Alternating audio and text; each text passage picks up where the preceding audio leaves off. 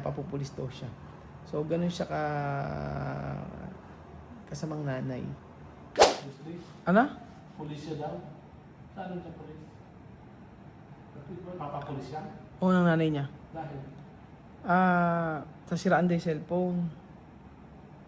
Di ba narinig? Ayun, nasabi niya, oh. Siya, cellphone. Ba't ang pulis? Anong parang rason sa pulis? Ewan ko. Ito nga, makinig ka, oh. Ito yung, si... Ano yung pulis na? Ito nga, sabi. Por favor, cuando tú ibas a llamarme, yo no quiero para tú hablar conmigo de mi mamá, porque ella ha dicho, ella va a coger mi teléfono, va a romper. Si tú llamarme después, tú hablar de ella. Ella no quiere yo hablar de ella. Si tú quieres, podemos hablar solamente nosotros. Te preguntamos, porque ella ha dicho, si tú llamarme después, tú hablar de ella va a llevarme a la policía. Ella quiere llevarme a la policía ayer. Ella no quiere cuando tú llamarme después tú hablar de ella. Sabi niya, wag daw pag-usapan yung wag daw pag-usapan si yung nanay.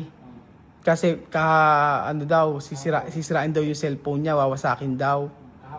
Kahapon daw sabi tatawag daw ng pulis. Oo, tatawag daw ng pulis. Papupulis daw si Wesley ng kanyang nanay. Sabing ganun. Kasi nga ngayon, dati laging kakampi ni Wesley nanay niya, ngayon hindi niya nakakampi. Eh yun, paano niya magiging kakampi? Hindi naman niya, pinatira siya kay Obiang. Tapos siya yung namumuhay na basta pambuhay. Hindi natin sure, hindi natin kasi alam legit kung may tumutulong talaga or hindi. Pero bakit may mga drama siyang iyak-iyak pang nalalaman? Tingnan mo yung... Oo, kailangan siguro sa video na para makuha yung simpatsya ng mga tao. Eh ngayon, meron na naman siyang eksena na sabing ganun sisirain daw yung cellphone ni Wesley.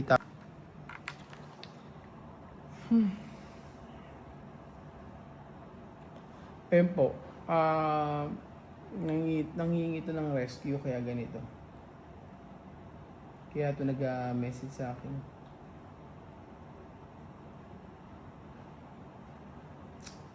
Kaya ganyan yan na kilala ko si Wesley. Nangingi ito ng rescue sa gagawin ng nanay niya.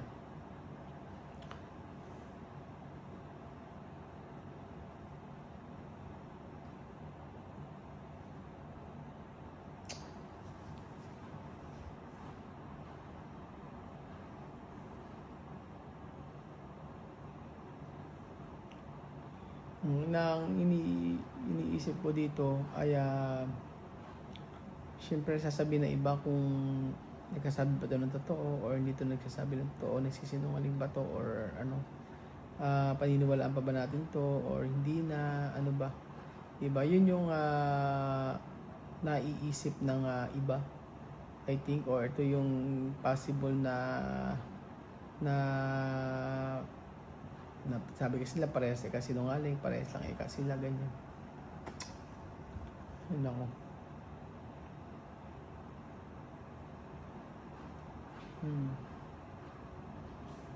Ang ano kasi dito mga amigo, sa tagal ko sila nakasama, hindi po pwede na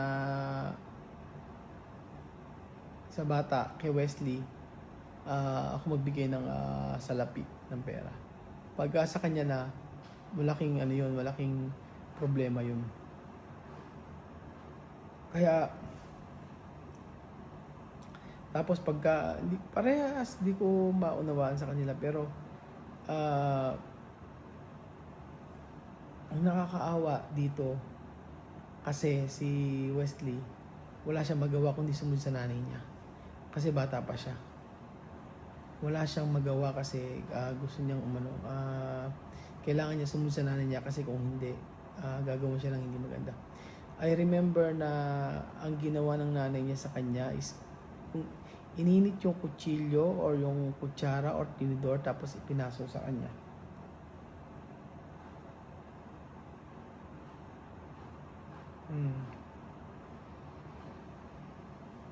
Ganun sila magdisiplina. Sobrang brutal na si Wesley sa totoo lang kung yaan ay hindi, kaya yan ay sumusunod lang sa nanay. Pero kung hindi yan sumusunod sa nanay at talagang ako ang nakasama, hindi magiging ganyan eh. Kasi nang pagka pinagsabihan mo, makikinig eh. Pag sinabi, ang dami pagkakataon na sinabihan ko siya, Wesley, huwag kang mag-headset. Hindi niya ginawa. Pagka kumakain, huwag kang mag-headset.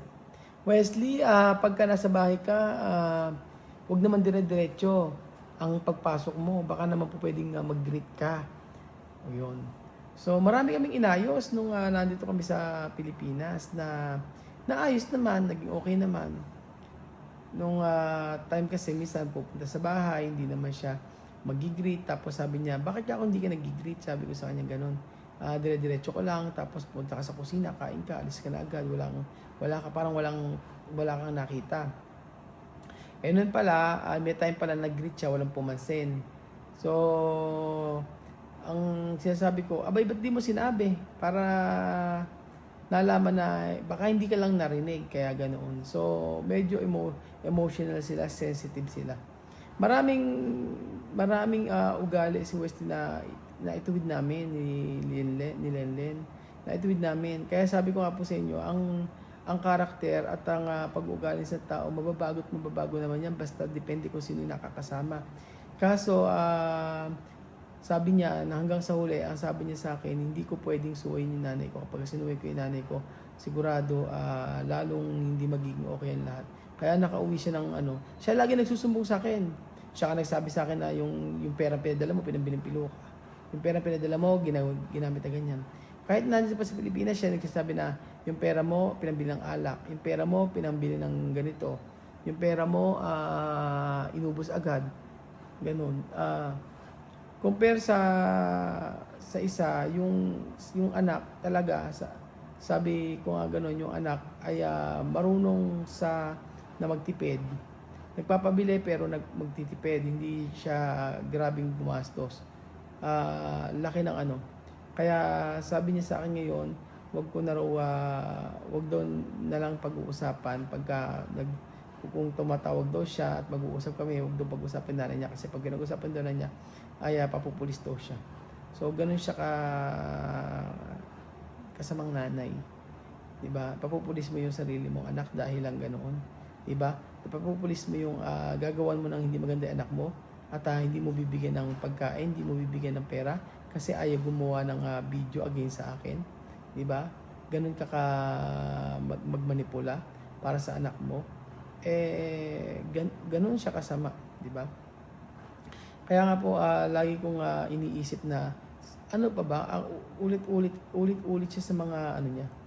Kaya nga bawat videos kailangan sabihin Joanna, hay que dejar mi nombre.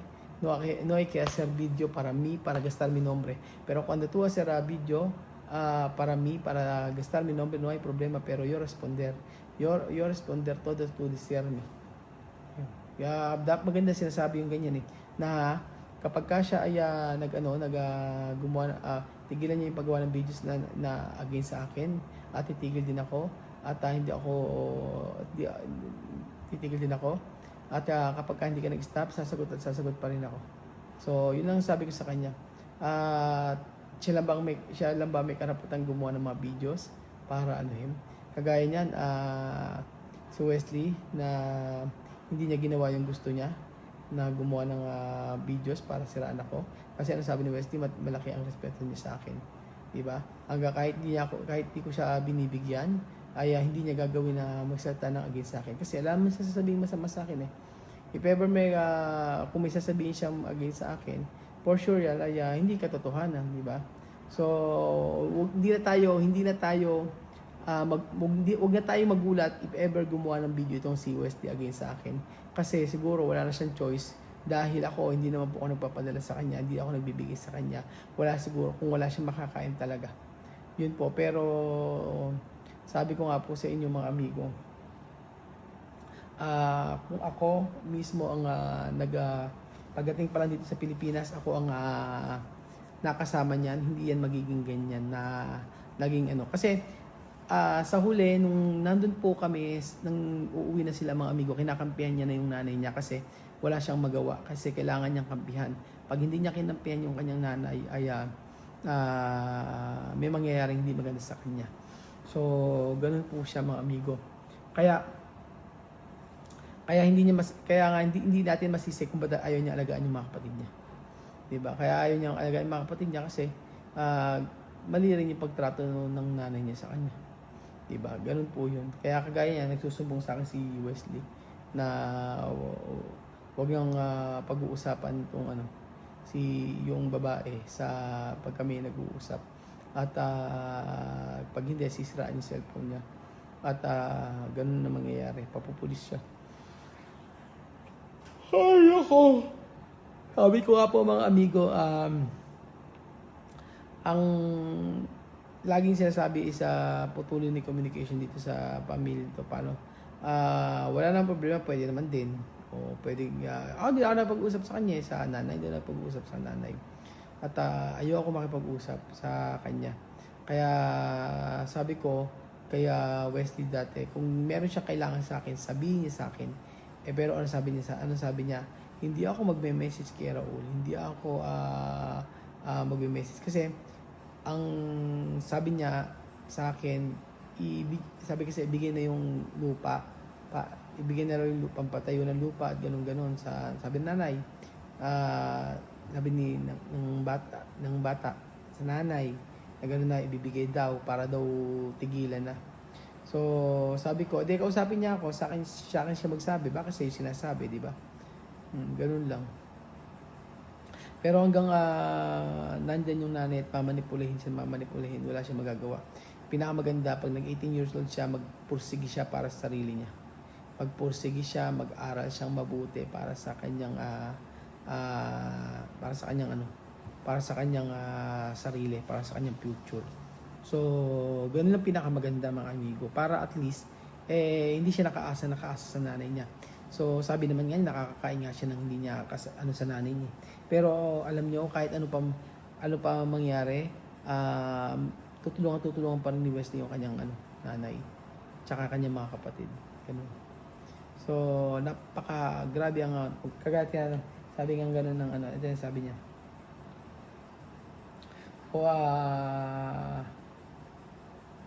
Bad ka ako siya, sabi niya. Oo daw, inabando na kanya. Sabi niya, yes, oo. Tapos sabi niya, kamusta na si Ate Lenlen, kamusta na si Kylie. Hindi pa spelling ng Kylie. Diba? Ganun. So, wag na raw ako magpadala ng kahit ano sa kanya, sabi niya. Wag daw ako magpadala sa kanya, sabi ni Wesley. So siguro kaya naman niya na gumawa ng paraan para sa sarili niya. So bahala na mga amigo, pero sabi ko nga po sa inyo ay ayokong magbigay ng ng tulong, lalo na sa nanay. If ever dumating yung time na kailangan kung siguro bahala silang gumawa para sa kasi sobrang na yung sobrang ginagawa niya sa akin diba? Unti-unti niyang nilalason yung unti-unti siyang naging pabiktim siya biktima, parang siya ang naging biktima sa lahat ng mga nangyari. So ganun po mga amigo, bahala na sila at para sa akin ang mahalaga po ngayon ay meron akong peace of mind at kung tatantanan, edi okay naman, tantanan, wala namang problema sa akin. Basta tigilan niya yung pagkasalita ng against sa akin kasi sabi ng mga kaibigan ko, wag ka mabubura ng mga videos na ginawa mo kasi proof yan. At yung mga videos na pinakita mo na mga paninira sa'yo ay malaking proof yan para siya ay makasuhan if ever na merong magdala sa kanya dito sa Pilipinas. So yun nga, inaantay ko yung mag-antay, magpunta sila sa mayroong magtao magdala sa Pilipinas dito sa kanya para kasuhan ako. Syempre lalaban tayo, doon lang po tayo sa katotohanan. So ayan po mga amigo, thank you so much po sa panonood ng episode na ito at pag-pray nyo pa rin mga taong kagaya nila, lalo na yung nanay na baguhin ng Lord ang kanyang puso at ituwid yung mga pagkakamali niya at alagaan niya yung mga anak niya, Yun po mga amigo. So, gantihan natin ang panalangin para sa kanya. So, thank you so much po mga amigo. God bless po.